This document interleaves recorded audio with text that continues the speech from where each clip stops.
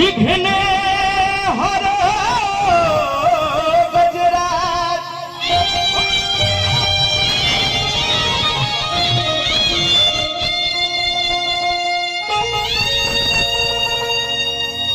याके दंते करीवरे वदन सिद्धि करो मम काज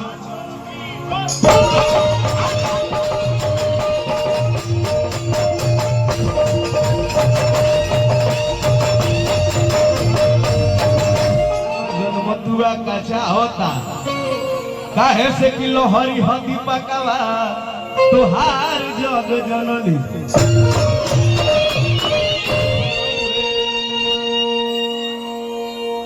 देखिए हाँ शब्द एक ऐसा चीज है शब्द बोलने से आपका काम बन सकता है और शब्द बोलने से ही आपका बना हुआ काम बिगड़ सकता है। साहब कबीर जी बोले बोली एक अमोल है जो कोई बोले जानी ये तराजू तोल के तब मुख बाहर आनी। क्या प्रॉब्लम है? कोई बात नहीं कोई बात इसको कुछ जरूरत क्या है रहने दीजिए फोटो को खींच लिया करिए कभी हमारा भी क्या दिक्कत है। देखिए भाव से भजन होला हाँ भावे से भोजन होला मैं तो बैठल मनी पूजा पर मोन बा भूजा पर आ हरे राम हरे हरे चलो लोग घरे आ रिबोक के जूता देखी तो पहन के भाग चली खड़े खड़े तो भाव होना चाहिए। अरे जियो बाघ जियो देखी भक्त माई के बोलौले बड़े कैसे माई आई बड़ी लेकिन जब जाएगी कहतरी तो भक्त के भाव का बा पहली काली सी सर्फ माइनर जय हो जय बुलेट जितने गर्म होता है उतने रेंज बढ़ता है। ये से भजन के भाव बा कैसे बाहो ध्यान रखिए बड़ी प्यारा गाना गौगरनी हम अपना एल्बम में ही आप बहुत आपसे प्यार देनी अब माई बहिनो भी बड़ी प्यार से गाना के गाई ले कैसे हो कि रहिया मेरे ननी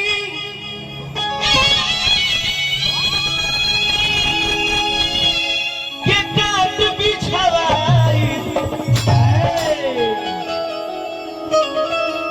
अमालिन से कही के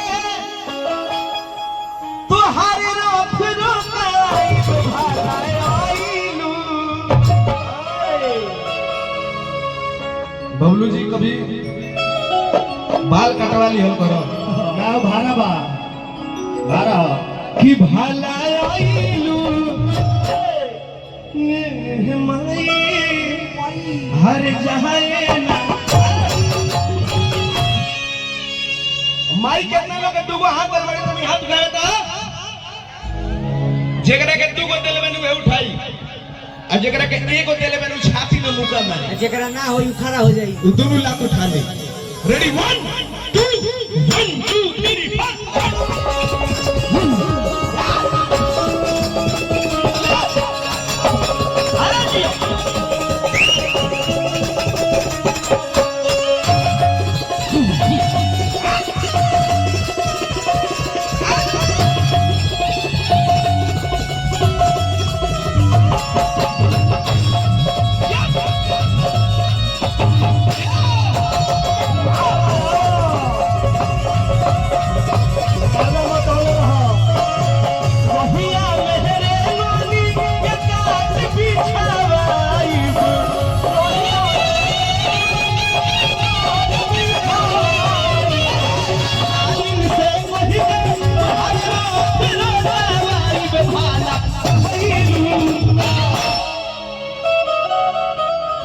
दोनों हाथ उठा के ताली बजा रहे हैं एकदम गंगड़ा के भाला है होइलू ये माई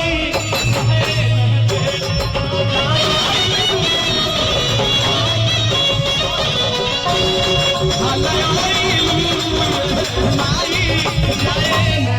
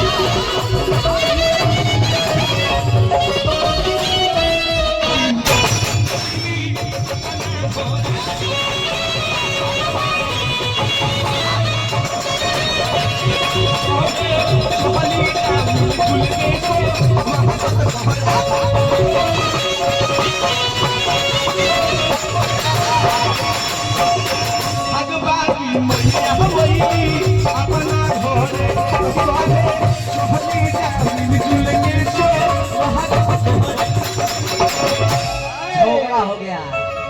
आप लोग बैठ जाए। आप लोग भैया भैया हो तब तो बैठ जाओ।